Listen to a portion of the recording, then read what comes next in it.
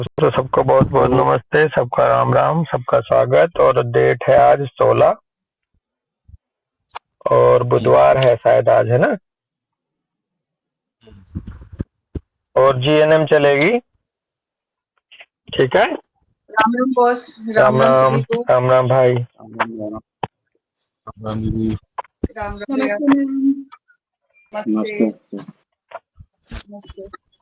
तो doctor Deepshikha GNM है और जीएनएम में हमारा नया टॉपिक स्टार्ट होगा, डायाफ्राम। और जी पेज नंबर 204 पे है ये। जी। और बाकी मन में एक बात सी आ गई अभी आपसे बात करते हुए कि भाई जिस छोटे भाई बहन पे ये नहीं बुक है वो इसकी फोटोकॉपी या पीडीएफ जरूर करा ले, तभी साथ साथ रहेंगे। कई बार होता है कि हम जुड़ तो रहे क्लास में, है ना दीपशिका, और जी बच्चों बॉस बिल्कुल। बच्चों पे कई बार होता नहीं है। तो भैया लिटरेचर को साथ जरूर कर लेना आपने। तो ये मेरा मन किया कहने के लिए। तो हम डायाफ्राम पढ़ेंगे। तो डायाफ्राम में पहले पिक्चर देख लेते हैं। ये चेस्ट की लेटरल साइड से एक वो दे रखी है पिक्चर। तो इसमें डायाफ्राम का निचले वाला पार्ट दे रखा है जिसमें रेड कलर की, लाइट रेड कलर की जो है, और इसमें बीच में वेव्स है वाइट कलर की, ठीक है। तो ये डायाफ्राम जी वाला पार्ट है। और इसमें कह रहे हैं ये डायाफ्राम मसल है बेसिकली, जिसको सेरिब्रल मेडुला कंट्रोल करता है, डायाफ्राम मसल को। और during conflict active cell minus में जाती है अमित भाई, और हीलिंग फेज में रेस्टोरेशन ऑफ सेल होता है, और कंट्रोल करता है इसको ब्रेन स्टेम। सेरिब्रल नहीं नहीं नहीं, अच्छा दो पार्ट है, सॉरी। पहले तो सेरिब्रल मेडुला भी करता है, जिस पार्ट को सेरिब्रल मेडुला करता है उसमें तो एक्टिव फेज में सेल माइनस जाती है और हीलिंग में रिस्टोरेशन होता है सेल का। और कुछ पार्ट जो है उसको ब्रेन स्टेम कंट्रोल करता है, यहीं के यहीं उसमें कॉन्फ्लिक्ट एक्टिव में, जैसा हम सब जानते हैं, पहले सेल प्लस होएंगी और हीलिंग फेज में डिग्रेडेशन ऑफ सेल होएगा। तो ऑटोनोमस इनर्वेशन को जो है वो तो सेरिब्रल कॉर्टेक्स भी कंट्रोल कर रहा है यहाँ। अब यहाँ आगे बढ़ते बढ़ते एक ये चीज और खुल रही है कि यहाँ तीनों पार्टों का कंट्रोल है, सेरिब्रल कॉर्टेक्स का भी, सेरिब्रल मेडुला का भी, और ब्रेन स्टेम का भी, डायाफ्राम में अलग अलग स्ट्रक्चर को लेकर के। क्योंकि इसमें ऑटोनोमस इनर्वेशन जो है उस पार्ट को सेरिब्रल कॉर्टेक्स गवर्न करता है यहाँ। तो एक तरह से कॉम्प्लेक्स मैकेनिज्म है ये, जहाँ ब्रेन के तीनों पार्ट इन्वॉल्व हो रहे हैं। तो जाहिर सी बात है वो कॉम्प्लेक्स बोले तो तीन ब्रेन के तीनों पार्ट यहाँ अपना अपना रोल प्ले कर रहे हैं। कह रहे हैं for motoric oblique sensory innervation ability to get air in and out, bracket में कह रहे हैं if heart muscle is involve, overload या ओवरवेल्म। ये मोटोरिक या सेंसरी इनर्वेशन के तहत सेरिब्रल कॉर्टेक्स का ही पार्ट है ये लाइनें। मोटोरिक या सेंसरी इनर्वेशन को लेकर के है ये, और सेरिब्रल कॉर्टेक्स में यहाँ, और यहाँ ability to get air in and out से इसका लेना देना है। और यदि हार्ट मसल इन्वॉल्व हो जाएगी तो यहाँ ओवरलोड या ओवरवेलमिंग आ जाएगी। ओके, तो हार्ट मसल अगर इन्वॉल्व हो गई तो चूंकि हार्ट डायफ्राम के जस्ट ऊपर होता है और डायफ्राम पे हार्ट का बेस टिकता है, और यदि हार्ट में मान लो कार्डियोमेगाली हो गई, वहां उसकी हार्ट मसल्स को होगी, तो फिर वो जाहिर सी बात है वो इफेक्ट पड़ोसी को तो करेगा ही करेगा, है जी। जो इसका मैकेनिज्म है, फिजियोलॉजी है इसका डायफ्राम का, अप डाउन होना रेस्पिरेशन के साथ, तो उसको अफेक्ट करेगा। तो डायफ्राम में कह रहे हैं कि the diaphragm is a 3 to 5 millimetre thick dome shaped sheet of voluntary muscles separating the chest cavity from the abdominal cavity. 3 से 5 mm मोटी डोम शेप एक शीट है वॉलेंट्री मसल की, जो कि चेस्ट कैविटी को सेपरेट करती है एब्डोमिनल कैविटी से। It is controlled by the motoric cerebral cortex. इसका कंट्रोल मोटोरिक सेरिब्रल कॉर्टेक्स से होता है, और ब्रैकेट में कह रहे हैं उससे नर्व सप्लाई जो होती है इसके तहत, and the cerebral medulla nutrition. तो मोटोरिक कंट्रोल या कहिए कि नर्व कंट्रोल तो है सेरिब्रल कॉर्टेक्स से नर्व सप्लाई, और न्यूट्रिशन से रिलेटेड जो मसला है इसका, मसल्स को लेकर के, muscle wasting, muscle thickness, nutrition, ये सब ये सेरिब्रल मेडुला न्यूट्रिशन को कंट्रोल कर रहा है। ओके, और जितना ब्रेन स्टेम वाला जो पार्ट है वो हम ये जरूर याद रखते रहे साथ साथ में कि ब्रेन स्टेम जनरली रिफ्लेक्स को कंट्रोल करती हैं। रिफ्लेक्सिस जो रिफ्लेक्स से है ना अमित भाई। Although according to conventional medicine the diaphragm is made up of purely voluntary bracket में करें striated muscles, it receives also impulses from the brain stem for the involuntary automatic functioning of breathing and blood circulation। Conventional medicine के अनुसार diaphragm जो है वो purely voluntary या striated muscle से मिलकर बना होता है, और ये केवल और केवल कन्वेंशनल मेडिसिन के अनुसार रिसीव करता है इम्पल्स को ब्रेन स्टेम से।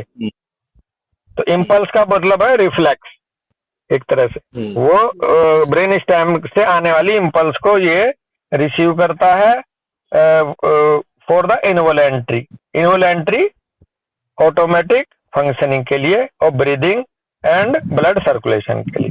ये कन्वेंशनल मेडिसिन का कहना है इसके बारे में। Muscles of the heart ventricles run similarly.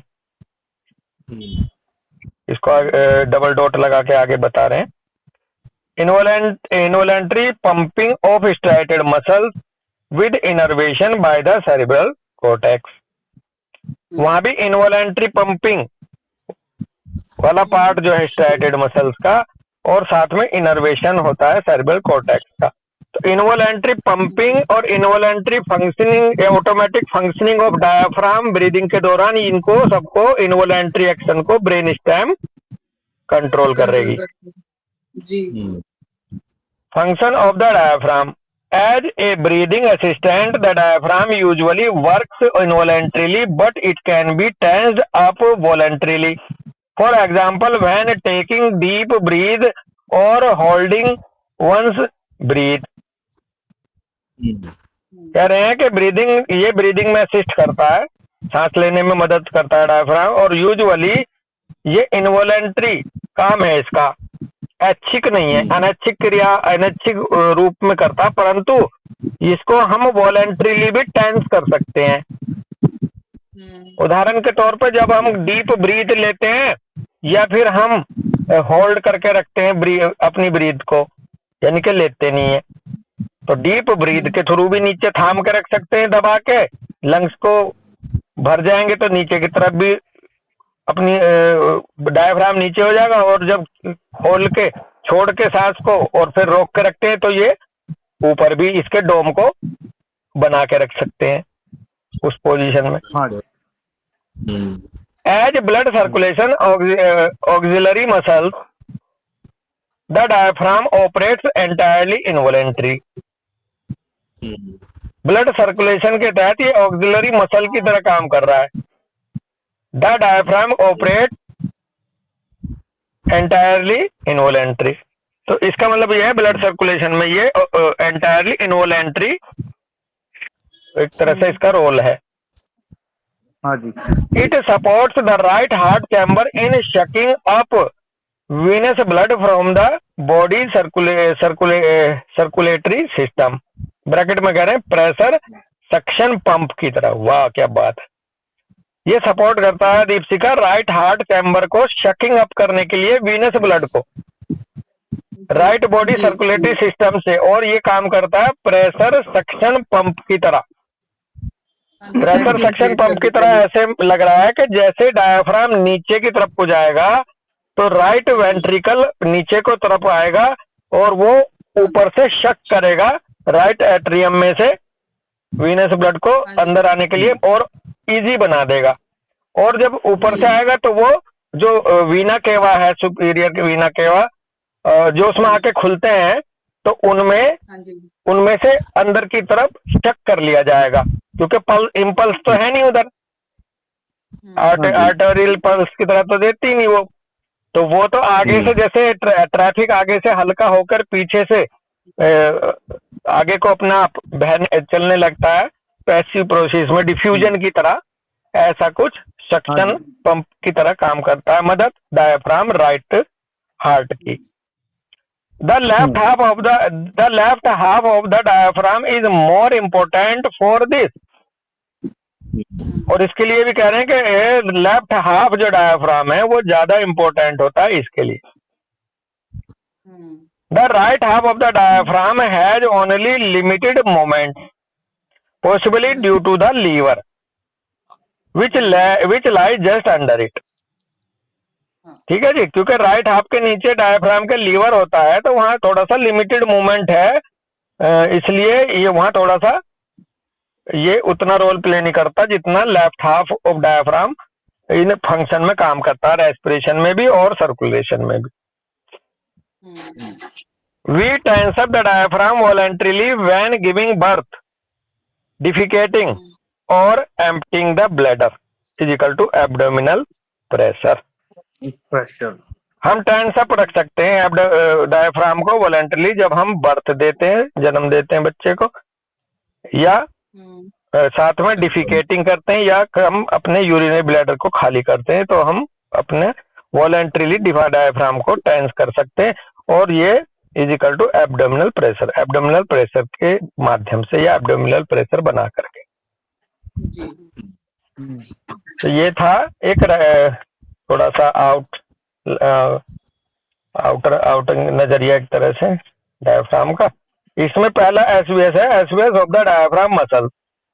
SBS of the diaphragm muscles में दो फिगर दे रखे हैं, सेरेब्रल कॉर्टेक्स की और सेरेब्रल मेडुला की।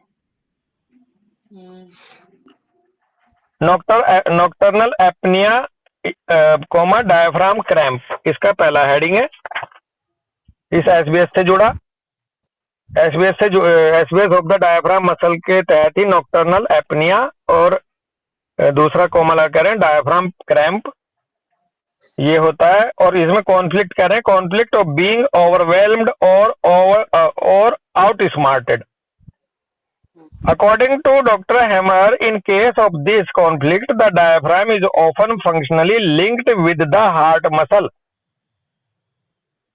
कॉन्फ्लिक्ट इसमें होगा ओवरवेल्म हो जाना, बस हद हो गई, बहुत झेल लिया, बहुत प्रेशर है, बहुत झेल लिया। या फिर आउट स्मार्टेड हो जाना, आउट स्मार्ट, यार मेरा बेवकूफी बना गया यार ये तो अमित भाई, पागल बना दिया, मेरा पागल बना गया, बता यार ये। तो ये दो कॉन्फ्लिक्ट इसमें आ रहे हैं। और अहमद साहब के अनुसार इस केस में कॉन्फ्लिक्ट के डायफ्राम अक्सर फंक्शनली लिंक रहता है हार्ट मसल के साथ। हार्ट मसल के साथ जो है इसका जो डायफ्राम का फंक्शनली लिंक्ड है वो इन्वॉल्वमेंट होगा इस नॉक्टर्नल एपनिया और डायफ्राम क्रैम्प के तहत।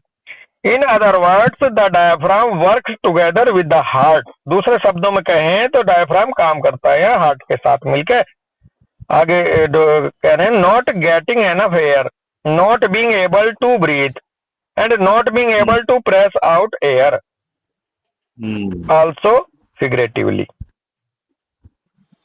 तो यहाँ पे बात कही है कि एक तो ये डायफ्राम काम करता है हार्ट के साथ मिलकर कि एनफ एयर नहीं ले पा रहा या सांस लेने में सक्षम नहीं हो पा रहा या फिर सक्षम नहीं है प्रेस आउट करने को एयर में। जब ऐसी बातें आ जाएगी, और ये फिगरेटिवली भी आ सकती है, ना कि कोई एब्डोमिनल मैकेनिकल सिचुएशन बन रही है कोई उसमें लिटरली कोई नहीं ऐसी स्थिति बनी, फिगरेटिवली भी यार मैं सांस नहीं ले पा रहा आप उस माहौल में, मैं उस घर में दम घुटता है मेरा, मैं सांस नहीं ले पा रहा वहां उनके बीच। तो ये फिगरेटिवली भी हो सकता है ये। और जब ऐसा होगा तो जाहिर सी बात है नॉक्टर्नल एपनिया जो होता है जनरली जैसा हम जानते हैं तो सोते सोते सांस रुक जाता है और आदमी घबरा के भी उठ सकता है या फिर उसके जो पास में सो रहे हैं अटेंडेंट्स, वो कहते हैं डॉक्टर साहब रात को ये इनकी सांस रुक जाती है और ये एक तरह से झटके के साथ सांस लेने लगे हैं थोड़ी देर के लिए, इन्हें हिलाओ हाँ तो ये फिर ठीक हो जाए। हाँ जी। ऐसा मेरे पास भी एक केस आया था, तो इवन मैंने उसका बस वो नाम लिख केस है रखा। उस वो केस जो भैया ने बताया था, क्या कहते हैं, स्लीप डिस्टर्ब एकदम wake up from with startling in heart diseases spigelia, जिसमें वो है मेडिसिन। हाँ, in heart diseases wake up heart भी साथ में और डायफ्राम। है ना। बिल्कुल चलिए, बिल्कुल। ये वही है कि एकदम से सांस सी रुकती है रात को सोते सोते, उसे दिल बात मन में दिमाग में चल रही होती है और परेशान होता है, फिर एकदम से सांस अटक जाती है। हाँ हाँ, ठीक है। तो फिगरेटिवली इसमें जा रहा इसमें है। मुझे ऐसा लग रहा है दोनों भाव है, दोनों प्रेजेंटेशन हो सकती है। इंसान जग भी सकता है सांस घुटने की वजह से, और एक एक मैंने हाँ जो मेरे पास रिपोर्ट है वो ये है कि साहब इन्हें पता भी नहीं चलता, बस ये हाँ जी झटके के साथ सांस लेते रहे और हाथ पैर से हिलाते रहे, जैसे जो जब जोर लगा के सांस लेना पड़ रहा ऐसे, हाँ या जी। हूँ सी करते रहते हाँ हैं कई हाँ हाँ, लोग। तो वो ऐसे मिलेगा प्रेजेंटेशन इसका। It took my breath away, I found my breathing, I need to take a deep breath now. इसने मेरे it took my breath away, भाई इन्हें तो मेरा सांस भी छीन लिया, ये तो मेरे को सांस भी लेने दे रहा, मुझे तो अपना सांस लेने का भी वो देखना पड़ता है कि सांस लूं, कैसे सांस लूं यहाँ। I need to take deep breath now, और अब मैं गहरी सांस लेना चाहता हूँ, खुल के सांस लेना चाहता हूँ। और मैंने एक चीज, मेरा प्रैक्टिकल ऑब्जर्वेशन है, जो मेरा पेशेंट था वो बहुत ही माइल्ड रीडिंग, बड़ा नरम सा था, और उसकी जो वाइफ थी वो बहुत ही मैनिस, बहुत ही कमांडिंग, बहुत ही वर्ड बोल रहा हूँ मैं, और वो बंदा वकील था, बहुत इंटेलिजेंट एफिमिनेट सा और बहुत ही सेंसिटिव था, जिसको होती थी। तो ये जो आ रहा है ना कि इसने मेरा सांस ही लेना मुश्किल कर रखा, तो ये कोई सा भी पार्टनर अगर ओवर ओवर कमांडिंग होगा, ओवर कंट्रोलिंग होगा, तो अक्सर, या फिर बच्चे के अंदर हो सकता है अगर उसके पेरेंट्स बहुत ज्यादा ओवर कमांड कर रहे हैं उसको सांस तक ले लेने दे। हाँ जी। बस लेकिन हाँ ये जी। यहाँ पे जो एक है ना, I found him breathtaking, तो ब्रेथ टेकिंग दो उसमें हो सकता है, जैसे सडनली क्या बोलते हैं ना, किसी चीज को देख के मेरी सांस रुक गई, तो ये ओवरवेल्म वो वाली भी सिचुएशन होती है जो बहुत ज्यादा हाँ खुशी के बाद भी आ सकती है। हाँ, हाँ जी। अगर ऐसा होगा तो दूसरा रूप भी आ सकता है भाई, हाँ, क्योंकि कई और बार मैं तो होता है ना, सांस कोई ही ऐसा अटक गई थी। दृश्य देखा, हम्म। कोई दृश्य देखा, कोई बहुत ही जैसे भव्य चीज देखी, तो कोई हाँ, बोलता है इतना भव्य था कि सांस रुक गई।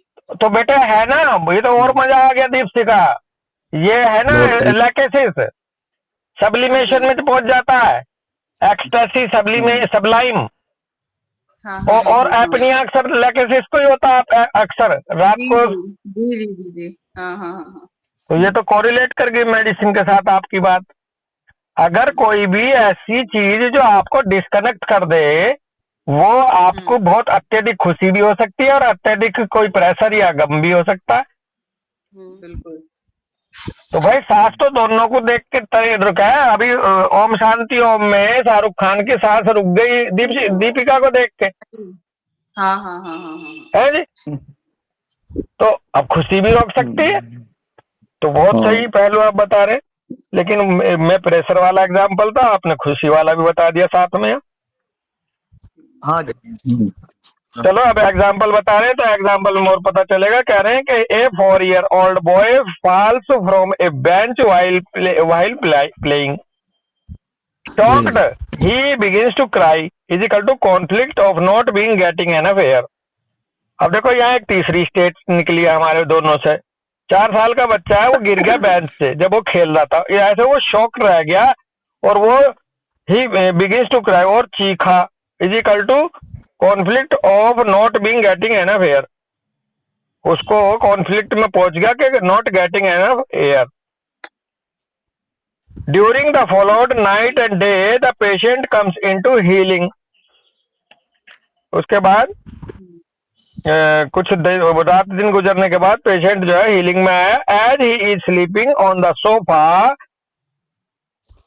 His parents notice he is turning blue, he is turning blue is equal to cessation of breathing due to healing crisis of the diaphragm cramp। ओहो वाह क्या बात है। जब वो हीलिंग में आया तो वो सोफे पे सो रहा था, उसके पेरेंट ने देखा कि ये नीला पड़ रहा है, ये जो पड़ा है नीला is equal to cessation of breathing due to healing crisis of the diaphragm की हीलिंग क्राइसिस जो आई उसकी वजह से सांस रुक गई। Is equal to diaphragm cramp, ये डायफ्राम क्रैम्प में पहुंच गया। His left leg twitches and his whole body cramps up, उसका बाई वाली लेग ट्विच कर रही थी और पूरा शरीर क्रैम्प कर रहा था। Is equal to healing crisis of motoric conflict due to falling from the bench, ये उसका हीलिंग क्राइसिस था के लिए एक मोटोरिक कॉन्फ्लिक्ट था due to falling from the bench. अब देखो यहाँ एक चीज और जुड़ती है, मैं इस लाइन को पढ़ लो, औरों के भी याद आ रही होगी, अमित भाई के भी। The next day everything is all right again, अगले दिन से हर चीज फिर बिल्कुल ठीक हो गई हीलिंग के जाके। अक्सर हम देखते हैं अमित शर्मा दीपशिका, हम सोते सोते हमारे पैर में झटका लग जाता है। हम जब सो रहे होते हैं ना डॉक्टर श्रे, तो हमें ऐसा लगता है हमारा पैर गड्ढे में गिर गया, हमें ऐसा लगता है कि हमारे किसी गाय ने टक्कर सी मार दी, हम एकदम पूरी बॉडी शेक हो जाती है एक सेकंड के लिए। अब पता नहीं आप लोगों के साथ होता है नहीं, इसको स्टार्टलिंग बोलते हैं जनरल स्टार्टलिंग। हाँ तो भैया एक वो भी सिचुएशन है देखो, हालांकि वो क्लियर कट वहां नहीं है एपनिया में, लेकिन हो सकता है very very low intensity of apnoea की हो वो, है जी। हाँ जी, बस वो एकदम से आदमी सो के उठता, मतलब उसका दिमाग एक्टिव यही डायफ्राम में है, यही उसमें है, क्योंकि वो अपने को गिरने से नहीं बचा पाया था तो मोटोरिक था और उसकी वजह से उसे डर लगा, चीखा, तो इसका मतलब डायफ्राम एक्टिव हुआ था कि हाँ एनफ स्पेस चाहिए। तो यही जो आप कह रहे हो स्टार्टलिंग, और उसमें एकदम से आदमी को ऐसा लगता है ना, कई बार देखा होगा हाँ मुंह से आवाज सी निकलती है या वो थोड़ी और इंटेंसिटी ज्यादा हो गई, हाँ वो इंटेंसिटी और ज्यादा हो गई, इंटेंसिटी ज्यादा हो गई है ना।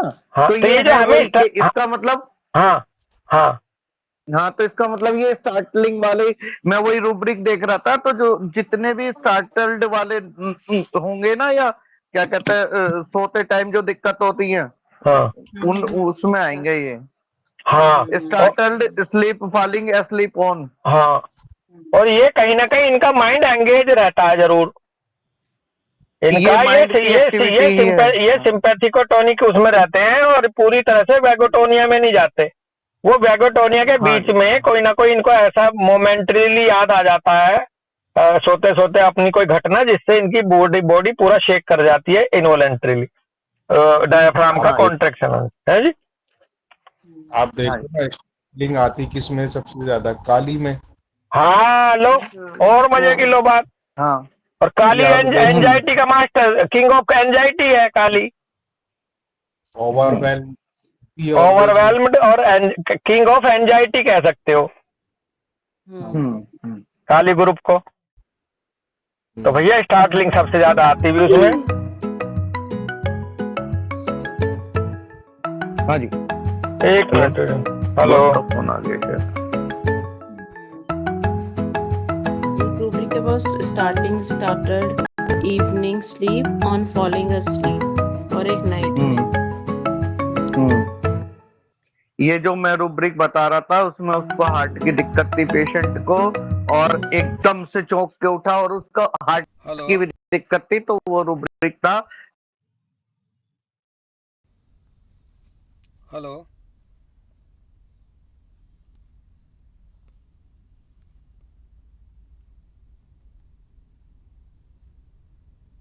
Hello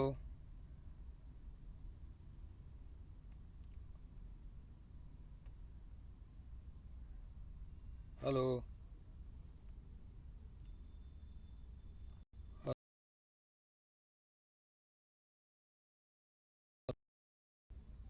on falling asleep, on falling asleep। सोते सोते ऐसे एकदम से घबरा के चौंक के हाँ। आंख खुली के हार्ट फेल हो गया हो। इसलिए हेलो। जी हाँ बहुत जी।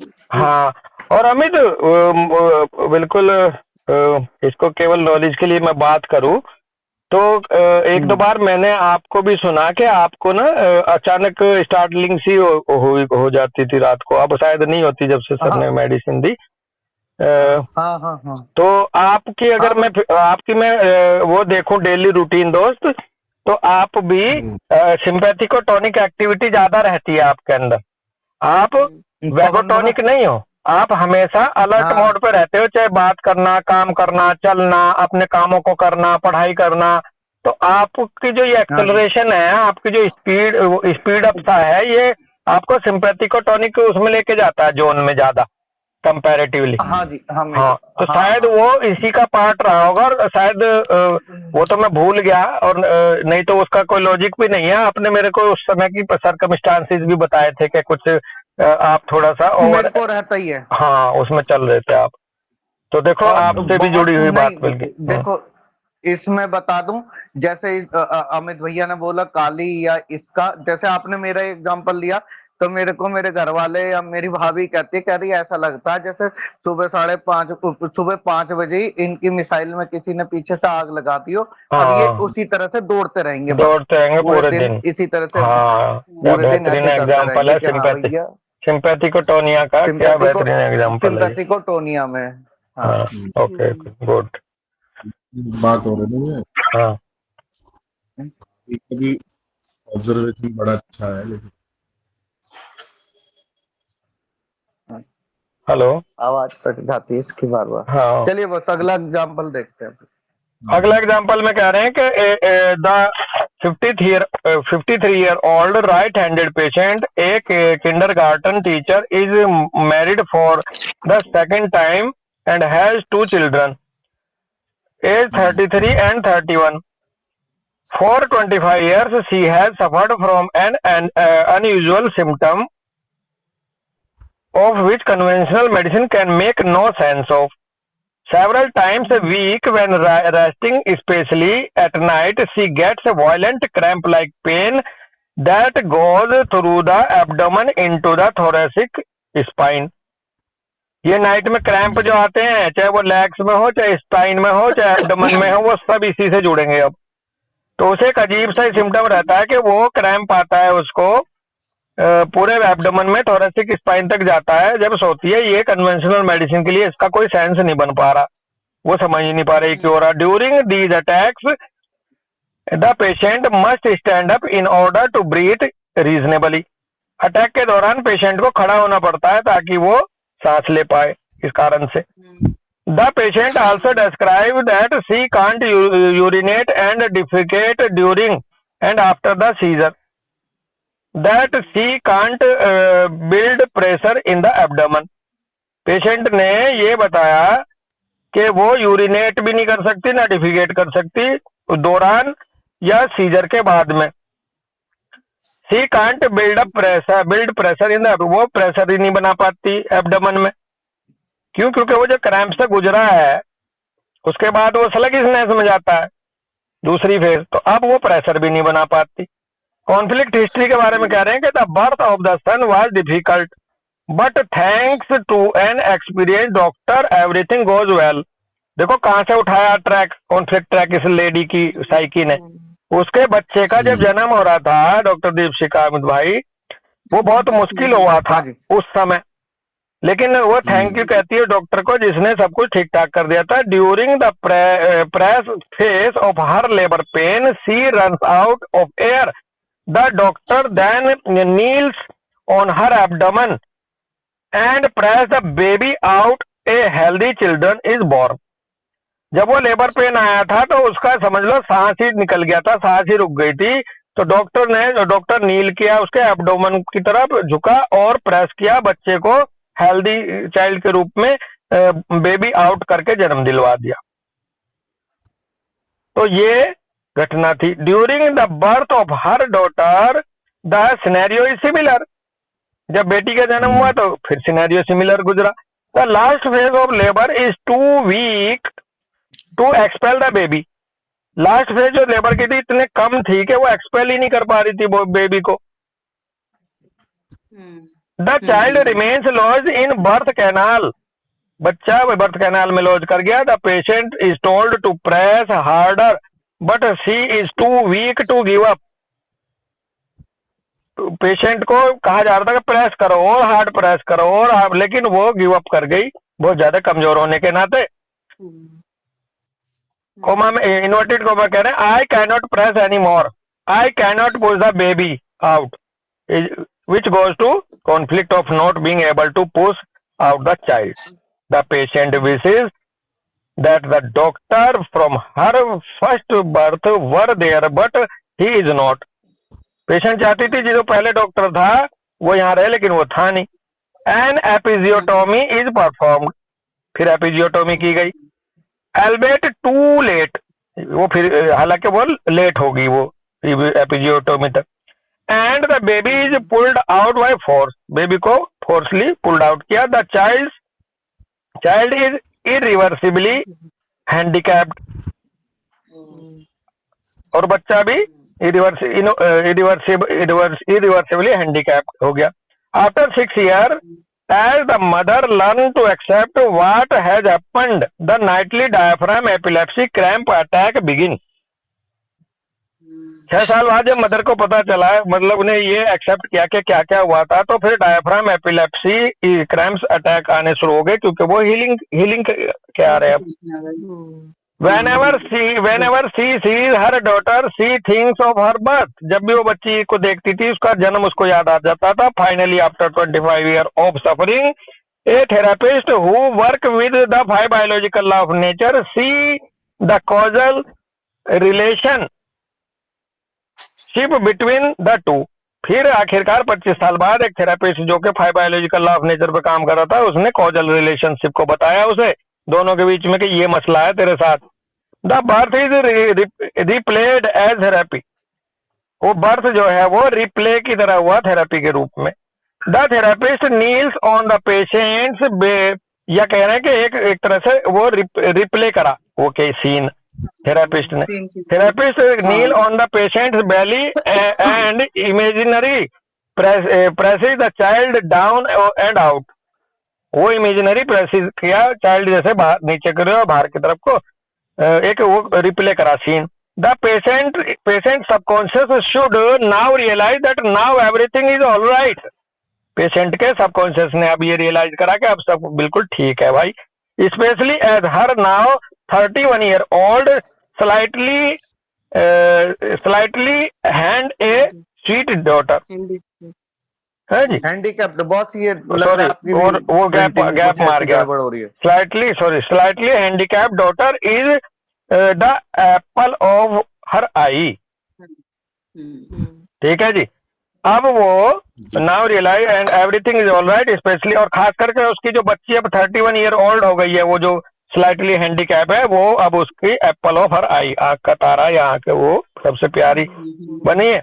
गाइडिंग थॉट यहाँ है कि it's wonderful that I have such A sweet daughter, everything is fine the way it is and the birth was is in order.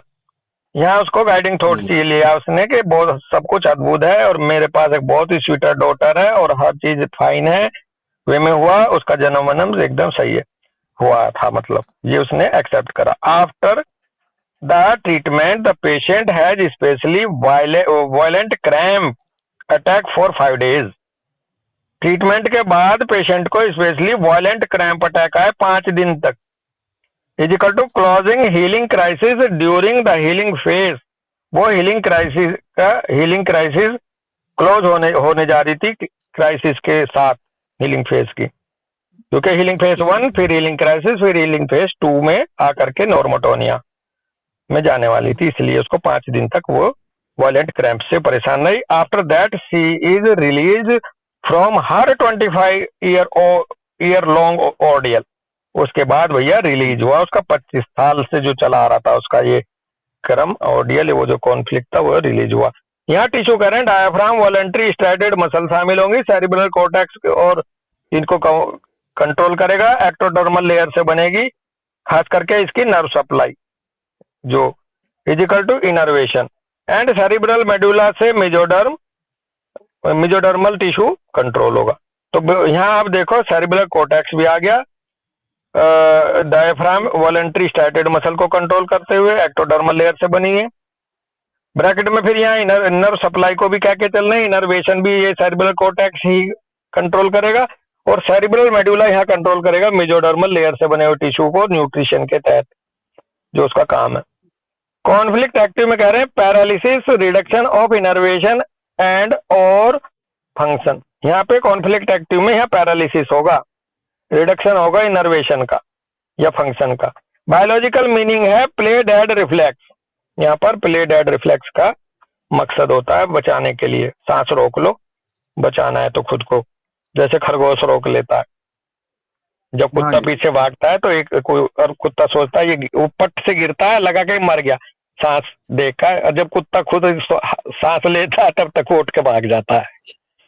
बहुत अच्छा डिफेंस है खरगोश का ये।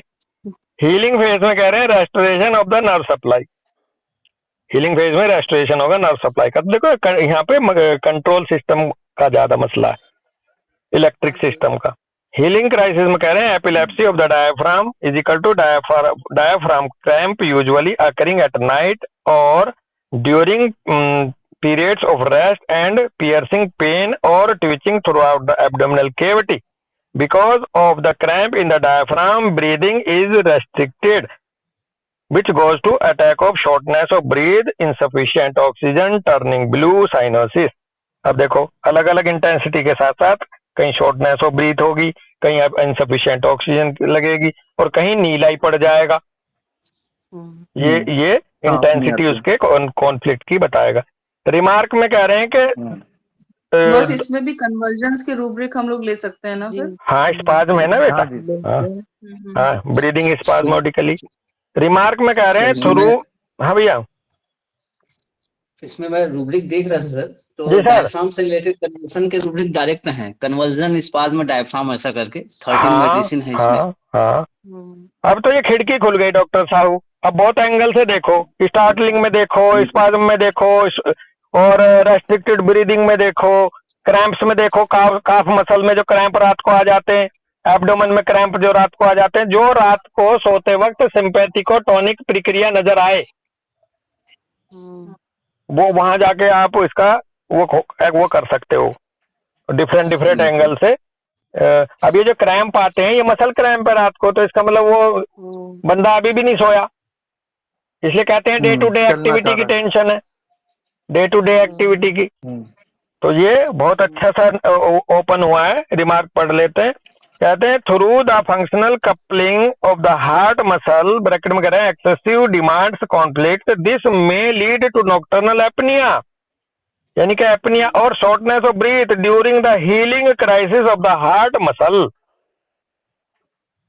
ये फंक्शनल कपलिंग के साथ, हार्ट मसल की यहाँ फंक्शनल कपलिंग के साथ जुड़ रहा है मसला, क्योंकि वहाँ एक्सेसिव डिमांड होती है, एक्सेसिव डिमांड्स ऑफ कॉन्फ्लिक्ट की वजह से this may lead to nocturnal apnoea. अब मजे की बात यह है, देखो डिमांड एंड सप्लाई का मसला है, डिमांड ज्यादा कर रही है जबकि वैगोटोनिया में जाके हार्ट कम ब्लड देना चाह रहा है, क्योंकि अब तो तू सो रहा है तो मैं पंपिंग भी स्लो करूंगा, लेकिन वह डिमांड आ गई अचानक, वो था रेस्टिंग फेज में, तो वो एपनिया होगा, शॉर्टनेस ऑफ ब्रीथ हो जाएगी, यहाँ healing crisis of the heart muscle में भी ये मिलेगा। This fact is confirmed by French study in which installed into apnoea patient pacemaker. ये फैक्ट कंफर्म हुआ हीलिंग क्राइसिस वाला हार्ट का, शायद फ्रेंच स्टडी में जब एक इंस्टॉलेशन किया गया एपनिया के पेशेंट को pacemaker, the result was surprising a serious improvement in symptoms in this group. तो रिजल्ट जो है वो सरप्राइजिंग ये था कि सीरियस इंप्रूवमेंट हुआ इन सिम्टम्स में इस ग्रुप के एपनिया वालों में, जब पेसमेकर का डाला। तो थेरेपी में कह रहे हैं should the cramp reappear, identify the conflict or track and resolve them, breathing exercise करो, rhythmic sports करो, hiking, walking, cross country, skiing, dancing, जो थोड़े से बॉडी को जर्क में लाते हैं, ऐसे स्पोर्ट्स उछल कूद वाले। हाँ। तो ये था भाई, आज इस टॉपिक पे यहीं तक रुकेंगे। कल करेंगे हिकअप से स्टार्ट। बस ये जो ये एग्जांपल दे रखा है ना, कॉन्फ्लिक्ट हिस्ट्री और बर्थ और वो वाला, इसमें एक रूब्रिक बहुत बढ़िया निकल कर आ रहा था। ये delusions imagination persecuted one is tormented by the frightful scene of some mournful event of the past। उसमें अकेली मेडिसिन है स्पोंजिया। अब हम इसको हम आगे भी कर सकते हैं कि कंफ्यूज कर रही है, कंफाउंडिंग प्रेजेंट एंड पास्ट, वो तो हो चुका, उसको इसमें कर पा रही है। लेकिन इसके साथ क्या हो रहा है कि उस चीज से वो 25 साल तक परेशान और परेशान ही रही है, जो उसके लिए फ्राइटफुल भी थी और मॉर्नफुल भी थी। बिल्कुल बिल्कुल उस पे उसे दुख भी हो रहा था और उससे डर भी लगा था एकदम से। बिल्कुल बिल्कुल। चलो दोस्त, मैं यहीं रुकूंगा, आप लोग अपना ठीक है, बस हाँ चलते हैं। चलो ठीक है। राम राम भाई सबको। राम राम भाई। राम राम राम राम राम भाई। राम राम सर। राम राम बेटा। राम राम सर। राम राम। नमस्ते नमस्ते। राम राम।